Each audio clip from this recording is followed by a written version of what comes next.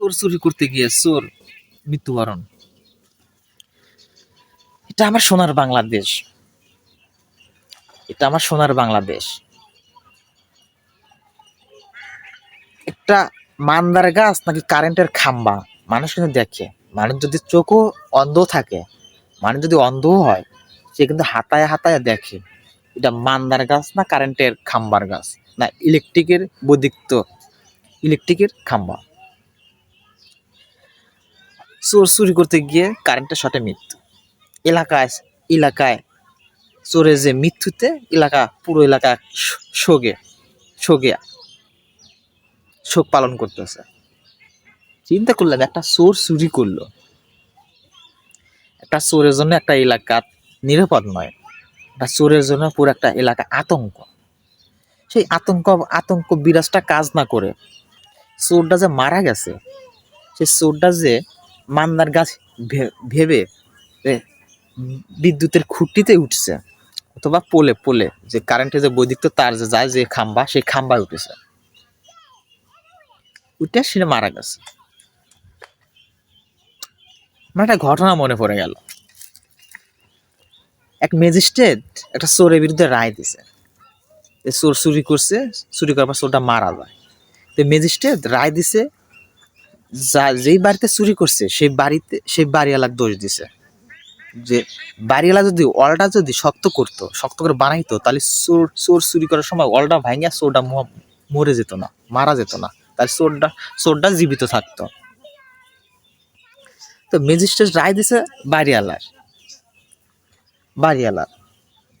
এলাকার, ওই এলাকার লোকজন পুরো আতঙ্ক সৃষ্টি করতেছে। একটা কাজ করলো, চোর চুরি করতেই পারে, এই বাড়িওয়ালা কি কাজটা ঠিক করছে? ম্যাজিস্ট্রেটের রায়টা তার সন্তুষ্ট।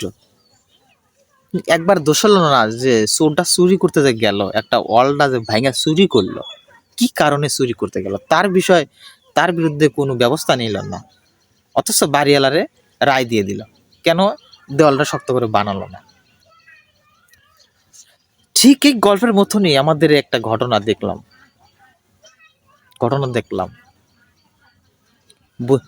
চুরি করতে গিয়ে চোর মারা গেছে, এলাকার কান্নার প্রবাহ নদী বয়ে যাচ্ছে। এটা কাম হইল? কান্না করতে করতে এই গরমের ভিতর যে এলাকা বৃষ্টি নাই, ওই এলাকা বৃষ্টির বন্যা বয়ে গেল এই চোখের অশ্রু দিয়ে। অথচ একটা চোর একটা সমাজের জন্য আতঙ্ক, একটা সমাজ নষ্ট করে। চোর মানে না তার বড় ভাইয়ের কাহিনী গল্প, চোর মানে না তার নিজের পরিবারের পরিজনের গল্পের কাহিনী। চোর তো চোরই, ছোট চোর হোক বড় চোর হোক, চোরের জন্য পুরো একটা গ্রাম আতঙ্ক। সেদিকে আতঙ্ক না হয় চোরের জন্য কান্নাকাটি করে। লোকটা মারা গেছে, আল্লাহ আমি তাকে দোয়া করি, আল্লাহ তাকে জান্নাতে উচ্চ মাকাম দান করুক। আমার একটা পয়েন্টের কথা, যে চুরি করতে গিয়ে মারা গেছে, পুরা গ্রামটা শোক পালন করতেছে, কান্দে নদী বানাই দিছে। ঠিক আছে, একজন মারা যেতেই পারে, পৃথিবীতে কেউ বেঁচে থাকে না চিরদিন। হোক চোর, হোক ডাকাত, হোক লুচ্ছা বদমাইশ, সবারই পৃথিবী ছেড়ে যেতে হবে। মায়া লাগতে পারে, একটা মানুষ যখন মারা যায় তার জন্য মায়া, মহব্বত, ভালোবাসা, এগুলো অনেক কিছু মনের ভিতর ফিলিংস কাজ করে। হয়তো সেই জায়গা থেকে তারা এই জিনিসটা অনুভব করতে পারছে। একটা চোর মারা গেছে, চোর হইলে তো সে একটা মানুষে মারা গেছে, হোক না চোর, ঠিক আছে, এটা ভালো একটা কাজ। কিন্তু একটা ভালো যদি কাজ করতে গিয়ে যে মারা যেত, মনটা বুঝতে পারতাম। আজকে চোরের জন্য মায়া হচ্ছে। গতকালকে হাটের মধ্যে, বাজারের ভিতর চুরি করতে গণপিটুনি খায়া মারা যাবে, গ্রামের লোকজন, সমাজের লোকজন বলবে এটা কাম করলো, লোকটা ডাকাতি করছে, কার তো কিছু করেন নাকি, তাই বলে মারতে হবে, মাইরে ফেলাতে হবে? বিষয়টা তো এরকম না, বিষয়টা হাস্যকর হওয়া যায় না, বিষয়টা হাস্যকর হয় আমার কাছে মনে হয়। আমরা চোরকে সাপোর্ট করি, ভালো লোকদের সাপোর্ট করি না।